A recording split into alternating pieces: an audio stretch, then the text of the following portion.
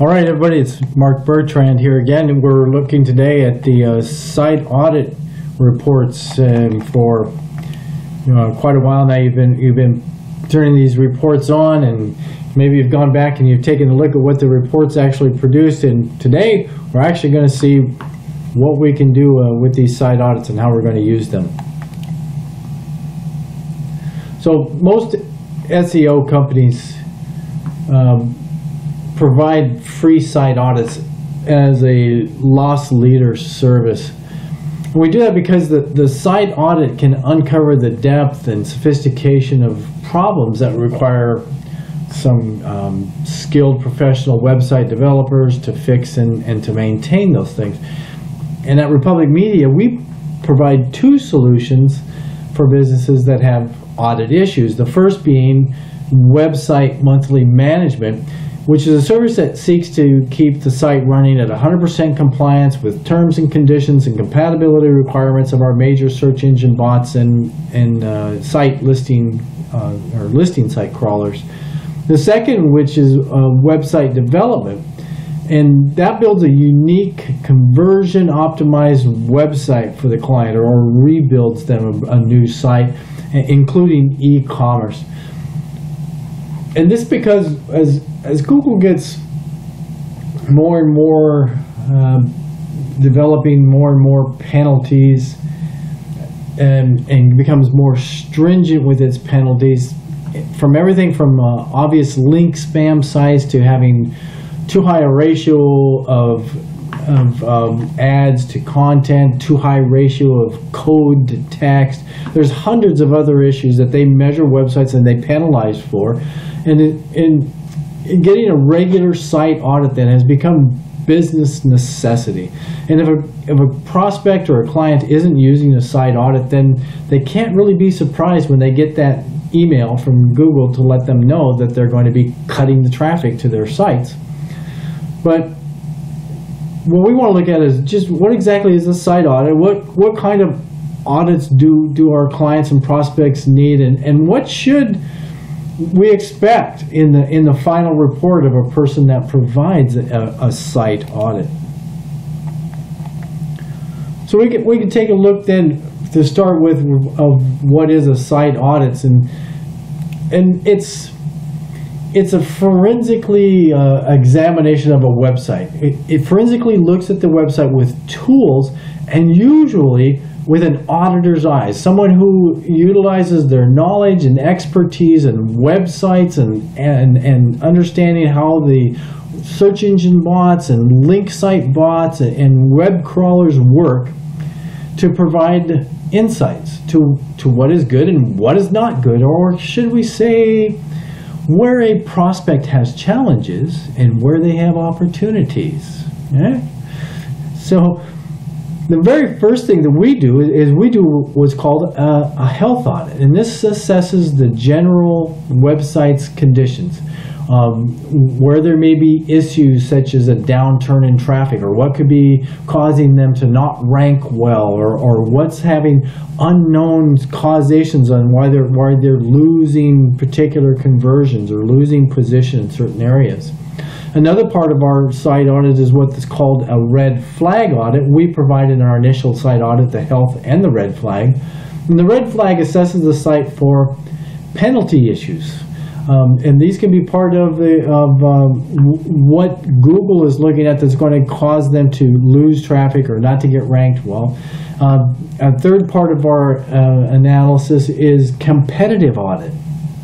And with the competitive audit, we analyze the site for gaps. We look specifically within its vertical, within the site's vertical, and we look at how the competitors are doing with their websites and how their traffic is based out of there. And in some cases, we can even take this this competitive audit, discover what they're doing to rank better, and we could use their own strategy against them. So that gets a little bit interesting. And as we continue to use the tools within Insights and Analytics, we do things like we do conversion optimization audits, where we analyze what a website, what a web business could be doing differently to get more conversions. Like stop sending all the traffic to the home page. When you build out an advertising campaign, build a dedicated landing page for that campaign. Figure out what the right call to action is. The whole, actually apply advertising basics and such. Then the next kind of audit that we look into is the negative SEO audit. This is where we identify that you're getting hit by a panda, or you're getting hit by penguin, or your site's not really quite up to speed for to get translated for the hummingbird. And so we provide that kind of an audit, which looks at what are the downturns, where are we losing in our site metrics, and so what are the algorithm changes that are actually manually penalizing our sites here. Next type of audit we can do is like the recovery audit. So if we identify for them where they can get better results from the panda hit or the penguin hits and such, then we want to start providing them with recovery audits to show them that the steps that our SEO team is putting into place are actually having an impact. And then the last type of audit is a security audit, where we look for site vulnerabilities and server vulnerabilities, and these are really important for high-risk verticals and high-value sites too. So healthcare, insurance sites, bank sites, they have high security needs, and a lot of information on their databases and their websites that they don't need to have somebody hacking. So the agenda of what we're going to cover today then is to look at why audit.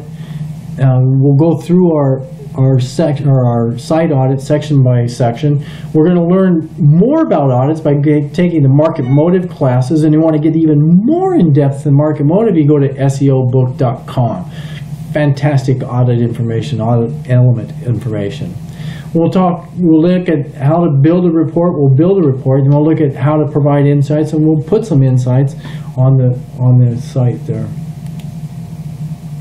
So our insights and analytics site audits are really the building blocks for everything else that we provide within the program of tools. So before we do any of the other more detailed or more focused forensic analysis, we want to look at the site audit. This is where we want to start looking for what we can do to help the clients. So, and there may be times when you're going to get a request to do another type of forensic or to do another type of audit without having this site audit done. But I'm going to highly recommend to you that you stick to your standards and you perform our basic site audit first, and then continue on with the other audits. Because you see, what most business owners and marketers and developers and in-house SEO consultants and salespeople, etc., what they think is wrong generally is not. All right, hey, here's a great ad, huh? I got to tell you, when I first saw this security glass advertisement sitting out there at the bus stop, I had a flashback to an old movie or a series that was called The Sopranos on HBO. And I just thought, well, Soprano crew would probably come out here with a metal saw and just completely remove the park bench or the bus bench here, and take that whole glass thing somewhere else to have it to get it opened up. So let's go to look at this. And before we get to the section overview, I just want to say that when we start thinking about the site audits and the information that we're going to be able to provide, it's kind of a delicate line. That we're providing these audit results without, what we want to do is we want to walk this line that we don't want to give away the opportunity to provide the service.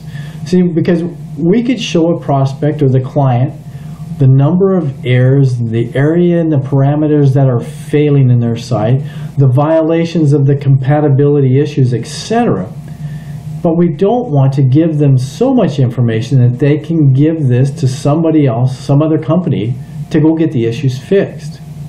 The idea of our audit is to show what we know about their site, what problems their site is causing, and then we want to introduce the solutions that the client will need or use to become more profitable. Because, you know, a poor site design, think about it this way, a poor site design, like bad coding or sloppy and incomplete structure, failure to build a site for consumers and web bots, these things, they cost the business owner in many ways. Here's a few examples of where it will cost you money. You'll get less organic traffic. You'll get incorrect organic traffic that's just never going to convert, has no business going to your website at all. You'll get poor ranking problems. You'll have poor competitive strength. For instance, if a competitor and the poor site, launched a campaign, an exact campaign at the exact time, the competitor with a better site audit, overall site audit, is going to rank higher, rank faster, and get more value from the exact same campaign. So you get a low quality score is also a problem that you're going to have, which a low quality score means you're going to pay higher cost per clicks. So you're going to get less quality inbound links. Poor quality sites are going to link to you maybe, but high quality sites are definitely not going to. So that causes your competitive nature to shrink even more, and a continual decrease in the traffic. So the site audit really provides an opportunity for our sales team to get out there and start building the basics. Let's make sure that this website is absolutely pristine, and now we can start giving them advertisement that's going to shine. So the sections that we provide are, we have a summary section, we have visibility, we look at the meta issues, the content issues, the links, images, semantic problems, desktop page speed, mobile page speed, and then a comparison. So I think at this point, it's time to get out of this presentation. Let's head over to the toolbox and take a look at the site audit. Here we are in the toolbox. I'm looking at Arizona Theater Company. And if you remember, the site audit is part of the SEO tools. So we go to the site auditor here for Arizona Theater Company. Now let's take a look at what's going on here. We have 280 issues. And so in the summary field here, it gives us just an overall look at, we got one big red X, oh my gosh, this needs to get fixed right away. We have 17 pages with some concern, nothing too terribly drastic, but there's concern. And then we have a couple of issues here that are perfect. There's no problem at all. And then we can take a look at what are these issues, where is the cause of the problems. And we can see here in the very top part of it that the majority of the problems that they're currently having are image issues, followed by meta, and then some of the other. So let's take a look. If we walk through the subdirectory here, we could look at visibility issues. Are these blocked by robots.txt? No. Are they blocked by no index, no follow rules? No. Or do we have any 404s? We can click in this box and it'll resort it from the other direction. Oh, we do have some 404 errors. See, that means that there's links somewhere on the site that are linking to a page that does not exist. And here's the two pages that don't exist. So these are causing major errors.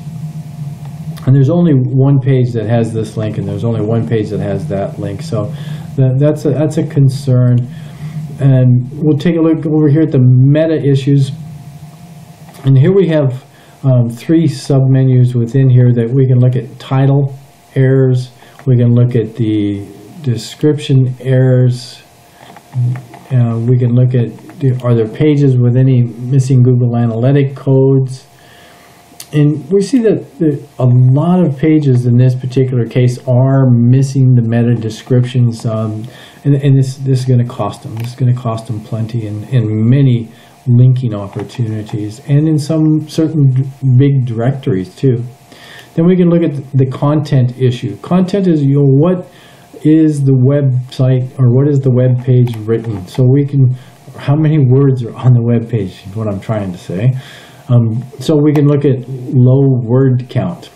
350 is pretty much the minimum you want, but you don't want to make every single page have exactly the same number of words. That's a different kind of penalty. But we want to have at least 350 words on a page. And then they have several pages right now that are far below 350. And then there's duplicate content. This is perhaps the larger of the two penalties. Anytime you have duplicate content, it throws up a big red flag out there for Penguin. And so we can take a look at what are their duplicate content, see if we can drill down and figure that out. We look at links. Links on a website are a big problem. We have internal links and we have external links. So we look at the internal, we can look for broken internal links. Yep, they have those two 404 pages that we already saw. Do we have link text missing on internal links? And wow, it looks like we've got a lot of internal links with no link text. See, that's the link is provided for the user, but the link text is provided for the crawlers and the bots, so that the crawlers and the bots know how to classify what's going on your website. And then do we have any no-follow links? These are just mostly warnings, but there are no follows. So let's look at the externals real quick. These are links that are coming from the website to other websites. And we can look at, are there broken, are they, yes, they've got links to other pages that don't exist. This is where you would want to use a no-follow. This is why we have a no-follow in them. So that you don't get penalized should the other site remove a page or rename it, and then you end up with a 404 broken link. But that's its penalties. Are there link text? Well, we've got some missing links text here. That's so these are all major penalties, or not major, but these are sophisticated penalties, high impact penalties. Lots of image issues we saw in the summary. A lot of this, again, is going to be there's no text in the alt. Again, that you're not telling the bots what your website's about. You're missing opportunities for ranking. You're missing opportunities for links with high-profile sites. So we can sort here. We can look at the no alts. We can look at the no titles. And then, of course, the biggest one of all is are there any broken images? Which is like missing images, and thank goodness, no, they don't have any broken images, but there is lots of no titles and no alt tags in their images. Semantics is just the way that we design our site. For some reason, when developers are messing with H1, H2, H3, etc., H tags, they're using them more for formatting rather than using them for what the heading tags are for. And the heading tags are for the bots, so the bots can understand more about what the site is about. So a lot of times we're going to end up with duplicate heading tags. We're going to end up with multiple H3s. There should only be one on each page. If you have multiples, that gives you an opportunity to say, hey, we actually need more pages to discuss this particular topic. So the semantics provide good insights. We can look at the desktop page speed.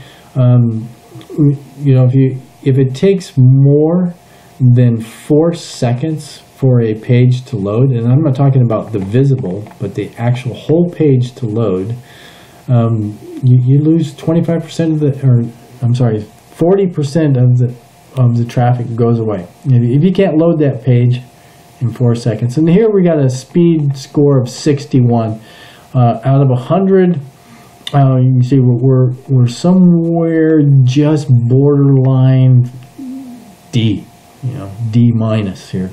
And so here's things that need to be done. But again, this is that fine line where we can see what needs to be done in order to bring that page speed up. Well, we don't want to give this information to the client. This is the information that we want to provide our internal teams if sales can get out there and sell the fix. And sell the solution, rather. Then we can look at mobile page speeds. And we'll see another score come up here. And wow, they're really excellent. excellent on the mobile.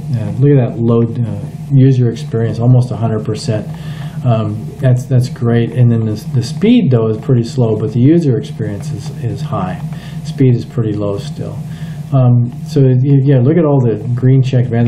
They've really nailed it. But then they've got some optimization problems, things that they can do to bring that failing speed score up. There's quite a bit of issues here that they need to address on the mobile side of things. And that's an excellent way to build reports and to provide insights. And that is what I'm saying is that there's the good. You know, they got it completely 100% on some things, and then there's the opportunities, the bad. And that's a great way to provide the insights. The good, the bad, the good, the bad. You know, play good cop, bad cop. And then there's the crawl comparisons, where we start the web crawler, site auditor rather, which is a web crawler, and then we come back and we provide, and that provides the baseline. And then after, slow load here, and so the baseline on this one was done in May 21st, and then the latest was July 21st, so we can do a side-by-side comparison. And this is a great success story. I wish this would hurry up and load. I don't know if I need to hit refresh, but anyway, let's let it roll. When we first started this audit, we had 4,291 total issues, and then they decided that it was time for a brand new website. Let's get a brand new website going. And they just completed, I think they're about 99% complete with the new site. And so we can see that, you know, we've gone down a lot from 4,291 issues to 280 issues. That's phenomenal. And that's what a new website design can provide companies from our team. Our teams are really good at providing good websites in most cases. You know, there we got a better look. Just did a refresh on it. So we can see this is a 93% improvement from the original baseline. So that comparison provides you with the opportunity to see where we've gotten better, and is there any place where we've gotten worse, like the internal links, the broken links. We've gone from 1 to 2. That's not good at all, but most everything else we've improved.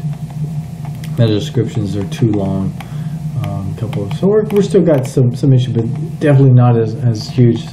Now the other part is that within the comparisons, you also see that in the summary.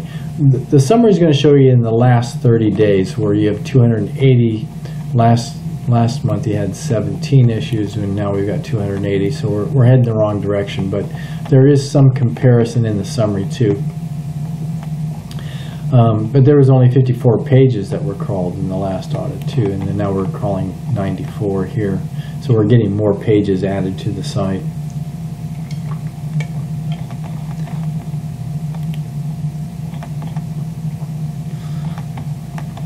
All right, so let's take a look then where we're at here.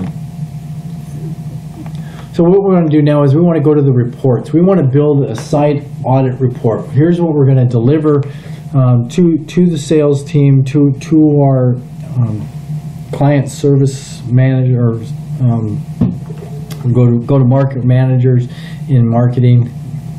See, I can't remember the name of them right now. And with our reports, we get a history. And every time that you create a report, if you schedule it for one time, then it'll stay in your history indefinitely. You'll always be able to go back to that one-time report. If you schedule your reports to come out daily, then at the end of the year, you're going to have 365 individual reports in the history. If you do it weekly, there'll be 52 reports. If you do it monthly, there'll be 12 reports. So the reports that you build are going to remain in the system. They're going to be over there in the toolbox. So let's go take a look. And over in the left-hand main menu, you have the reports. Client Solution Managers, that's what I was, brain's about 4.5 seconds behind today. So we go to the Reports module, and we're going to go to the Report Builder. And we're going to build a site audit report.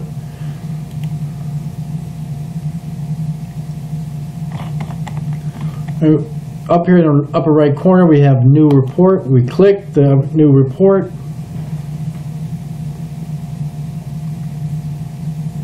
The very first thing that we're going to do is add the logo.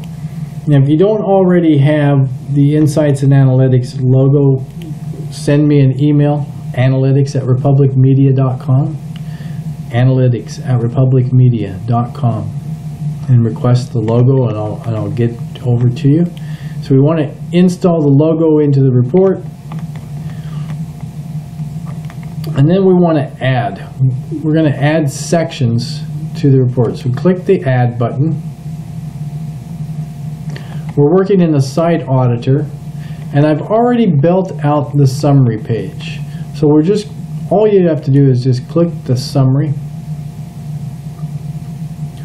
and pretty much everything you're going to want to see for that client is going to pop up here on your report. All right, you're going to have the total issues, the visibility issues, meta issues, the content issues. You're going to see that the total issues have gone up 1,547% since the last month. You're going to see that your visibility issues have gone up almost 12% in the last month. Metas are about the same, contents are the same, link issues are the same, and so forth. And that's the Site Auditor report summary. So at this point, let me go back and check to make sure we're at the right place here. Yep. And let's do the presentation. So we talked about them being how to build them. Another one of those fantastic ads that are entered into my tear sheets, into my catalog of tear sheets. So just love it. It's another reason why I don't drink soda. So let's build the report. So we add the summary. Oh, and then we want to add insight.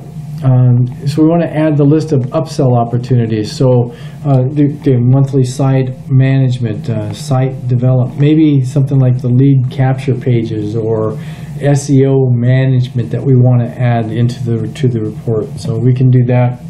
Let's go back over. We're going to add a text summary here. And it's going to go to the Site Auditor. So we would just say, the opportunities for web dev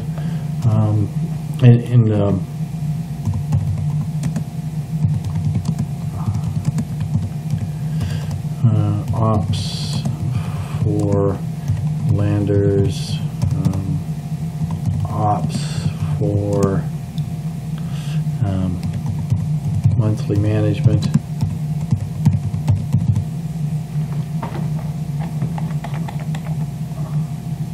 Right. So another thing that I might want to put here is maybe give them a sampling of I would talk to the fact that there's so many image issues. I would say something like there's a lot of images issues, but one of those key issues is that their alt tags are missing on every image on the site, and alt tags tell the bots what the image is about. It's extremely necessary for ranking purposes. So I would say something like that, but I wouldn't tell them that the title's missing and that the descriptions are missing. I give them a little bit of a feel so that they're going to get asked. Whoever they're presenting the site audit to at the company, whether it's the marketing manager or the CEO or the consultant, they're going to say, well, what kind of issues exactly are we talking about? And of course, we're going to sit down with the salesperson and we're going to show them what the issues are. So they'll have some idea, but we don't want to give away the opportunity. We don't want to give them the solutions to go fix what's going on. So here you'll see that your insights will appear right above the audit report.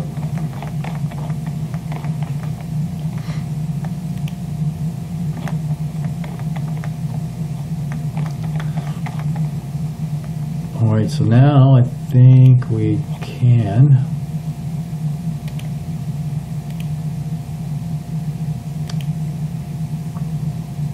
schedule the report, and there's a couple of different delivery options which we're going to go look at, and then there's this this link here, this image link that we want to put in there. And so let's go back over. Once you have your insights written here and you're ready to start publishing this report, we go up to the tool options and we go into report settings, or you go into it. We don't do it, you do it. Rename this to site audit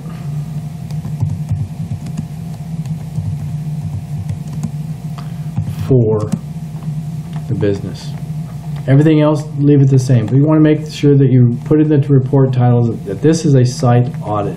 Let's go to the scheduling, this middle tab. We want to do these monthly. And I would suggest that you put the site audits towards the middle of the month. And then you're going to have the end of the report, or end of the month reports coming out in the first 5-6 days. So we want to get back out there to the salespeople, say it's around the 10th, maybe the 15th.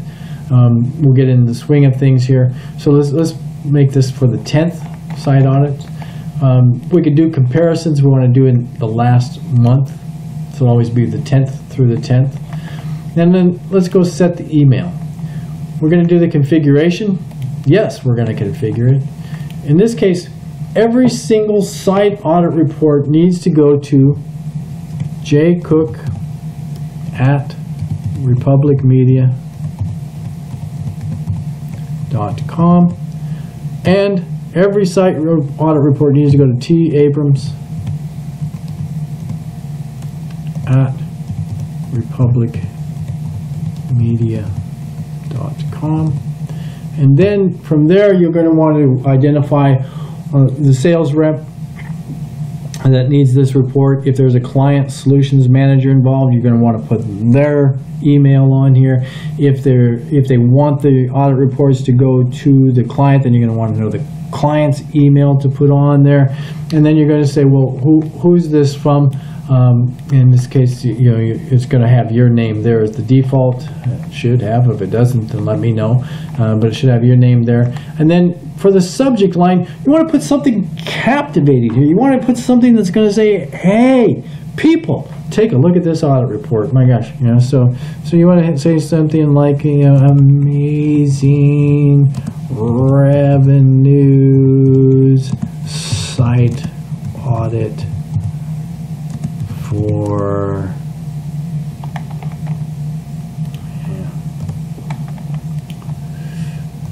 you may leave it up for a guess, right? So, and then you want to put something here is inside there. You're going to say site audit for the client that has many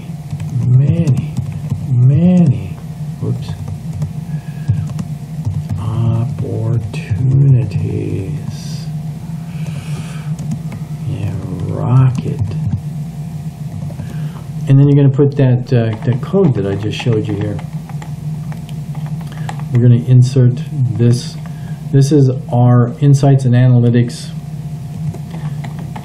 image. It identifies the audit. So our sales team will get familiar with when you're opening up mail, when you're cruising through your mail, of course, and you're looking at Outlook. It has the preliminary. And so they'll get used to seeing this particular image, which should, over a couple of months, start triggering in their mind, oh, there's my site audit, should they not be reading the subject tag that says it's a site audit. But anyway, they'll see the image, and hopefully they're going to click in and take a look at your audit.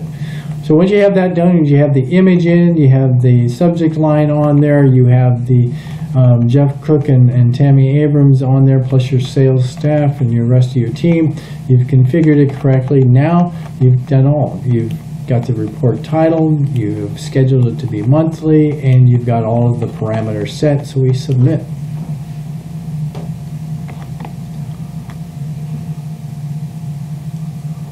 It says the report's been updated, and there it all is. So now we're ready to publish the report. And publishing the report doesn't send the email. You know, the email sent to that schedule. You set it to go on the 10th, so it's going to go out on the 10th. But you can view the published report, and then this is how it's going to appear to Jeff Cook. This is how it's going to appear to your sales and the rest of your team that you've included on the email. They're going to get a link in that email that they're going to click, and this is where it's going to take them to this web page right here. And this is what they're going to see. They're going to see your summary, your insights that you've provided them. It's going to show them the date. It's going to show them what it's compared to. It's going to show them what the issues are. Again, your insights. And if they want to put it into a PDF, they can click the PDF here. I highly recommend that they don't make hard copies. And we're selling digital. We're a digital agency, and we're selling digital. Let's leave the reports digital. Let's present it digitally. But that's how the PDF would look. Nice looking page, includes our logo and prominent positioning.